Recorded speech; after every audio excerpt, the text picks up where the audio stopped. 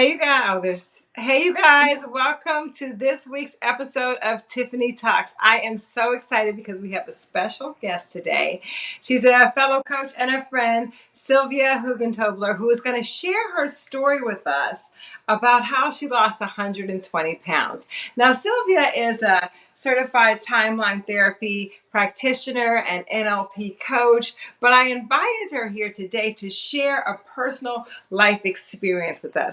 Now, as you guys know, the Tiffany Talks is a show that was created so that everyday people could live extraordinary lives. So we get together and we chit chat and we talk about all kinds of subjects, right? So that we can have a fit and fierce and fabulous lifestyle. What does that mean? So you guys know I'm a healthcare coach, I'm a wellness coach, and I really like to make sure that we are always on point, not only with our bodies, but with our mind and spirit. And what I've realized is talking to a lot of people that there's sort of an inherent fear and hesitation about losing weight because people are worried about what they're going to look like afterwards. They're worried about loose skin, they're worried about loss of muscle tone, looking older, all of these things. And actually, it will get in the way of your process of being healthier. So, Sylvia, if you guys see the thumbnail, she is a beautiful woman both ways, right? But she recently lost 120 pounds. So you want to tell us about that journey? First of all, what got you motivated to start, right, the journey? Because that's Yeah, what's important for a lot of people. yeah. I'm a mom of 5 kids, and Oh, I didn't. 5 kids. Okay, look at what's possible for 5 kids. You can still get that pre-baby body back. Okay, go ahead. Yeah. 5 kids. Yes, you can. Yeah, so it was not having energy and just not being able to keep up with my kids, and honestly being embarrassed to go out in public and go to their school events or take them to the park or anything like that. I was really afraid to sit on something and break it and embarrass them and embarrass myself, but more embarrass them. So I did it. I did it for myself, and I did it so I could keep up with my kids so I could be a good mom. Wow, that's so powerful. That's so powerful.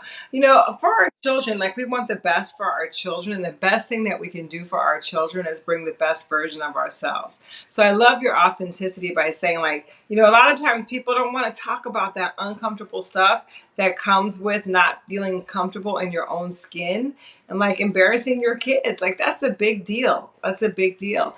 And but is that enough to get you to start your plan and to sustain you? So, what happened? So, you just decided one day, was there a breaking point? Was there an initiation, or like what happened?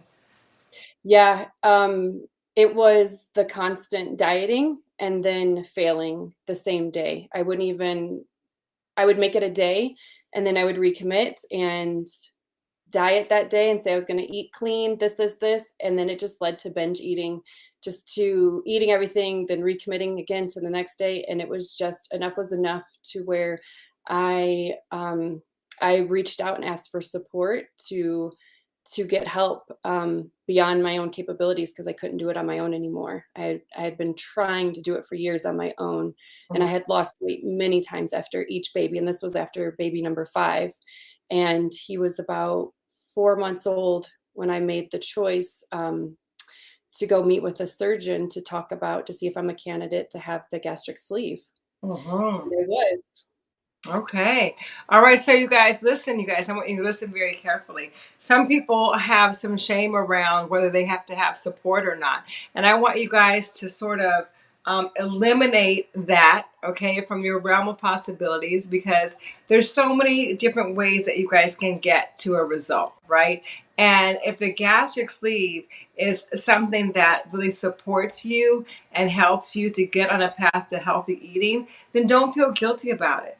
Don't feel guilty about it. So, like, whatever your journey requires to get you to where you're feeling good in yourself, that gets to be enough for you. And you don't have to make excuses or you don't have to worry about what other people think, right? Because the only thing that really matters is what you think. So, thank you for your transparency. We have a lot of people like, I lost all this weight on my own, and they never tell you, like, what really happened. So, you got the gastric sleeve, and then what happened? Then I had my surgery December 27th, 2017, and I lost 129 pounds by December 24th, 2018. Wow. So 1 year, you lost 120 pounds. And what did that require from you? Because even if you have the gastric sleeve, people are like, oh, okay, well, she got surgery. It doesn't count. No, it still requires some Yeah. constant commitment, right? So what did it require for you? It required a complete shift in my mindset, a Mm, complete shift. I got to look at food differently. I got to have a healthy relationship with food rather than it being a medicine. It mm, was no longer a tool that I used to medicate depression or anxiety or boredom. Um, it was strictly for fuel. And I thought that when my stomach became 4 ounces big, it is 4 ounces big at first, and then it gets bigger. Um, Usually, about the end of 1 year, you'll be up to a cup size of food like that you can fit in your stomach. But I thought for sure that I would be full after eating 4 ounces of food, and I was never full. I was never full because it was all here. It wow. was all here, That's and so so powerful, right? So most of us eat when we overeat, it's not because we're hungry, right? right, So that's the right. psychology. So how did you overcome that when you had that feeling of being full and you only had a certain amount in your stomach? Yeah, so I knew if I ate past that point, for one, I knew that there would be the possibility of ripping my stomach open, ripping that stitch line open, and being on a feeding tube for the rest of my life. So I made sure that I did never eat past that mark, for one. And for two, I got to have I was conscious when I still am. I'm conscious when I'm eating, and I make sure that I'm actually hungry here in my stomach and not hungry here or hungry here. So I do a check, like, am I really hungry or am I bored? Am I really hungry or am I trying to avoid? Am I really hungry or am I trying to check out of reality? So, which, you know, many of us use food just to check out. Yeah. Just that was me. And so having that I relationship with didn't food and I being want conscious. that we land that point because it's really important. Like, are you really hungry? You said here in your stomach, in your heart, your soul, or in your head, because we're hungry for things. And what did you do if you were hungry in your heart?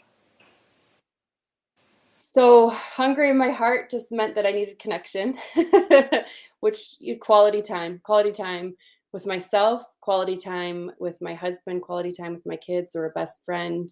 You know, sometimes, getting out of the house without the kids was a challenge and it was also a requirement. Mm, I love that. So connection, right? Whatever that looks like for you. So a lot of us are trying to fill a void. Like I notice if I'm ever overeating, it's because I'm busy. I don't even want to sit down. Like I'm like, like throw things in my mouth because I'm not being conscious of being with myself and nurturing myself for me or being conscientious or intentional about the meals, right? So that's like the to go person. And then there's the other people who are like, "Oh, fill me up, fill me up, fill me up." And the hole that you're trying to fill is the wrong hole. Like your stomach is Yeah. the hole that you're trying to fill. It's really your heart. So what Yeah. about psychological? How did you deal with it if it's mental emptiness? I was definitely looking for something outside of me. Whether it was anxiety or like, just to get rid of anxiety or boredom or just feeling depression, feeling down on myself. Like I used to do a lot of self beat up. Um, so that was mostly where the mental was. Um, and I was never full. I was never full with food. I had to fill my mind with something else, and so I just kept myself busy. hmm So when you say this depression and self beat up, how did you shift from that? Because I do believe that consciousness.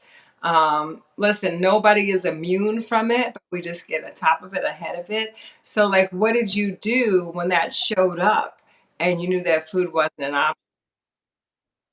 I got support. I think it was like 3 or 4 months of counseling. Yeah. Um, Yeah. Yeah.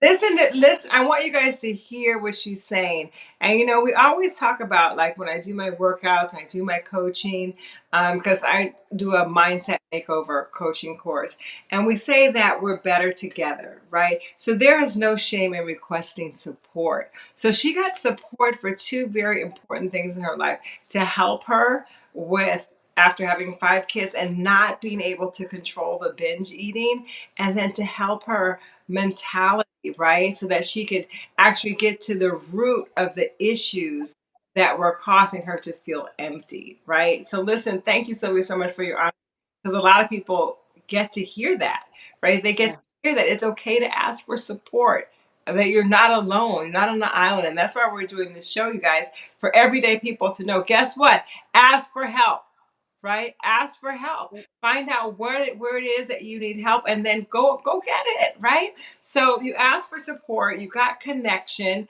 and the other thing that you did, which is so interesting, you guys, because what the surgery does, and you can actually implement this for yourself. The reason why people continue with habits is because the prices that they pay to continue those habits aren't big enough to cause them to change.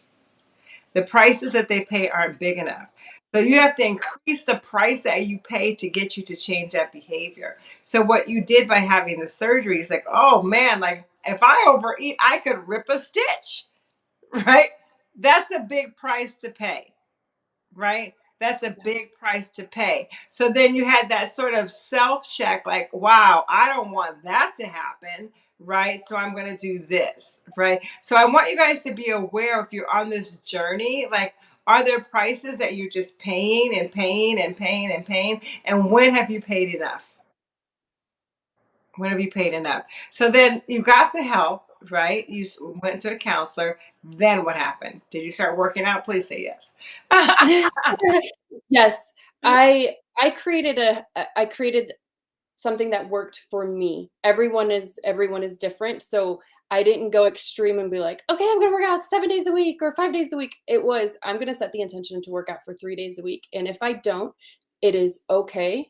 I'm not gonna go into self beat up as long as I'm hitting my calorie goal on, like, my move goal on my Apple Watch. I would set that move goal.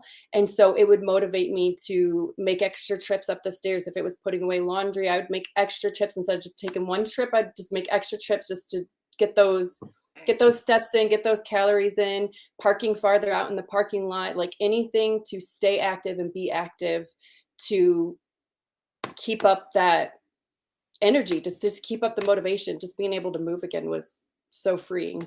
Yes, that's beautiful. So, how did you feel like when you were at the 50-pound mark? So that's a little bit of a mind that messes with your head. Okay. So you get on the scale, you're down 50 pounds, like, yes. You take a picture and you're like, I'm so fat. I'm so fat. Like, I'm so happy that I lost 50 pounds, but I still, like, it was so hard to see the change at first. Uh-huh. So it's just trusting the process and just being patient and still loving yourself and celebrating the victory, not with food, Yeah. celebrating the victory and the wins, and knowing that it's okay. It's just, this was a consequence of my actions before, of not taking care of myself before. This was the consequence. And moving forward, I'm not going to do this to myself again. Uh-huh. So this is really interesting. So you said at the 50-pound mark, you were like, yes. And then you took a picture and you were like, oh, right.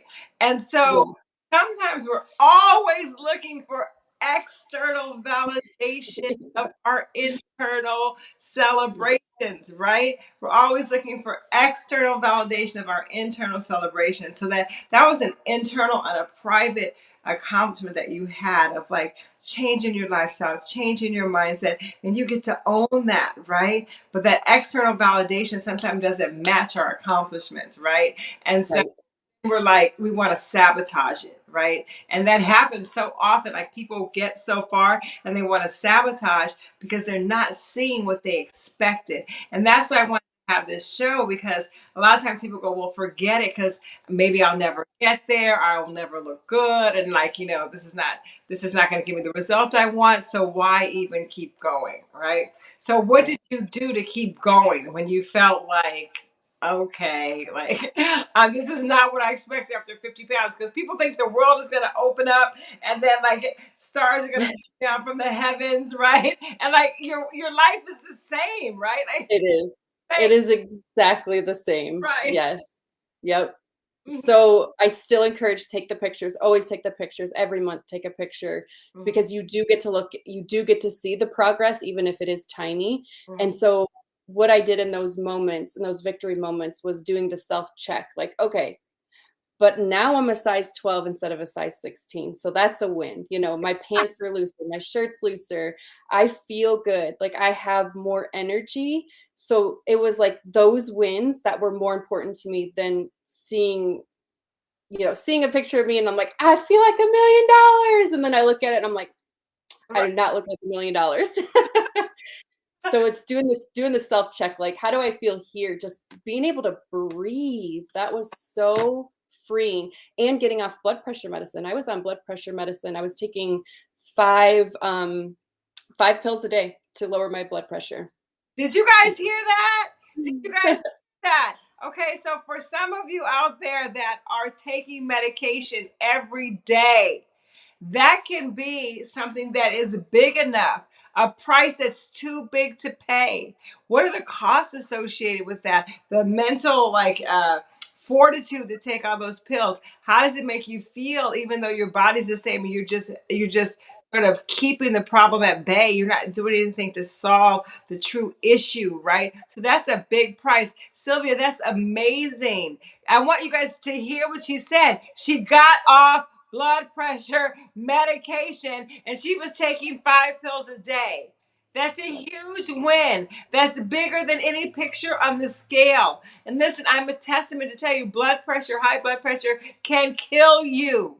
It Yeah. can kill you. It's a life or death thing. You can have a stroke, you can die. Right. So this is the possibility because I know I lived it. My mom had high blood pressure. She didn't take her medicine. She had a stroke. It changed her life. Right. So it's a big deal. It's a big deal that you're saying that you got off 5 pills a day by changing the way you eat, losing the weight, and moving. Huge. Yep. Okay. So, I mean, it's so funny. Again, the picture, even if you did all that, the picture can still be like, right? What do we look like? Okay, so you got past that. You took pictures every single month, right? It Yep. motivated you. You celebrated your wins. I'm a size 12, not a size 16. What else? What else did I do to celebrate the wins? Huh? Um, yeah, just doing the self evaluation of, where I'm at, where just every inch counts, doing your measurements, and just even if the scale doesn't move, just seeing that the measurements move on the measuring tape. So that helped me focusing on my wins as far as getting my protein in, getting my water in, taking my vitamins. That was something I celebrated because we get to take vitamins for the rest of our life. Like it's not temporary. It is a choice. It's a decision we make before we have surgery and we take them for the rest of our life. So getting vitamins in 3 times a day is a win. It's a victory. Yeah. And getting our water in is super important for us. Oh, that's great. That's great. Getting your vitamins in, that's big. Okay, so now you lost all the weight, right? You're 120 pounds down. You take your picture, and now what?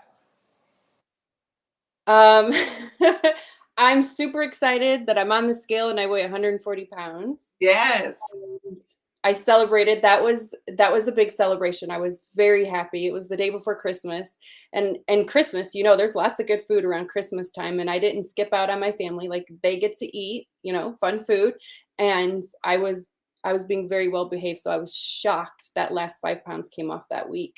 Mm, And nice. um and then you get to see the aftermath, the damage that the damage I did to my body, the eating, instead of getting help 7 years ago, waiting that long and just seeing, like, okay, this is me again at 140 pounds and it looks different. Hmm. It looks a lot different than it did 7 years ago. And at that point, did you say to yourself, it wasn't worth it? It was worth it. So the aftermath was what? It was 100% worth it. It was 100. That's what spanks are for. So you had One, the aftermath was what? You had loose skin. What did you have? What did you? yeah. Yeah, so it was definitely loose skin. Thankfully, I moisturized really well, so I did not age. I was really worried about that. And the skin was the worst in my arms. It wasn't too bad on my stomach, but it was significant. It could have totally been worse. I could live with it. Again, high-waisted jeans came back in style at the perfect Oh, time. And I lost all of my boobs, like all of them. Like it was gone. There was nothing left. After nursing 5 kids and losing 129 pounds, there was nothing left but a push-up bra. And so then, listen, you guys, I remember watching a show, and I am not advocating this for anyone. Everyone gets to make their own choices for their bodies, what they believe works for them, right? But I remember watching a show on Oprah with Raquel Welch. And Oprah was saying, "Oh, Raquel, you look so good, blah, blah, blah." And she was like, "Well, darling, there's no reason for us to go around looking haggard with everything that's available to us today." Right? So there are a lot of things that are available. Listen, moms, 5 kids, nursing, if you lost weight and you have extra skin, you can live with it and celebrate your wins and not worry about what other people think. But there's also other options out there for you if you want to take them. And did you choose any other options, Sylvia? What did you choose and why? I did. So about a year later, I started looking into plastic surgery, mostly because of my arms and my boobs. Like I was completely flat chested and I felt like a boy or I felt like a 12-year-old girl. I just did not feel feminine. And it was really messing with my head here and feeling sexy. And it was for me, it wasn't for my husband. It was for me. Like I didn't feel sexy. And that was important to me to feel sexy and to feel confident and not to have to hide underneath layers of clothes. So I did look into surgery and I chose to get a mommy makeover with an arm lift. Okay, mommy makeover with an arm lift. All right. And how did that go? It was amazing, absolutely amazing. So I think he took off about 2.5 pounds off my stomach, what between my stomach and my arms. So it is an extended tummy tuck, so it goes all the way around to my hips. Mhm. Um, Sewed up those mommy muscles that get spread apart from having babies. I didn't know that was a possibility, so now I get to have a 6 pack Yeah. again. And removing the skin off my arms, and then he replaced what I lost. He just put an inflator in and filled up my loose skin, and yeah, Uh, okay, so thank you so much for your honesty and your openness on that. Because you guys, if you are thinking that you don't want to lose weight because you don't want to have extra skin, you don't want to have saggy boobs, you don't want to have all these things, right? And you're using that as a reason to stay in a body that's not healthy. It's to stay in a body that's medicated, to stay in a body that is embarrassed and can't move and can't breathe, right? I want you to just have a look at that. Just have a look at that, because there are remedies there, right, for after you lose the weight. But now she's had those remedies, and how do you feel today, like as far as health goes? amazing, absolutely amazing, 100% worth it. Yes, yes. So, like, so now when you take your kids to the park and everything, do you have the energy that you need, and how do you feel? Yes, Yeah. yes, yes. And I don't think that they're embarrassed of me unless I, tease them a little bit. Yeah, you're a hot mom. Okay. So listen, you guys, I really want you to, I don't know why I don't see the chat coming up on here, but I will go back and I'll read the notes later to see what your input is and your feedback is, and we'll check, maybe Sylvia come in and check and answer any questions that you may have. But I want you to know that the journey to health is always worth it. It's always worth it. And sometimes along the way there's hiccups, right? But then you celebrate your wins and you keep going. And the reason why I actually had this show is because I do have some clients that have lost a certain amount of weight, and they're worried. They're worried about loose skin. They're worried, but my mom used to say, it's old say, you cross that bridge when you get to it. First get healthy, lose the weight, get your energy, get off the medications, and then see what's available to you and what you want to choose then. Give yourself that opportunity, right, to win.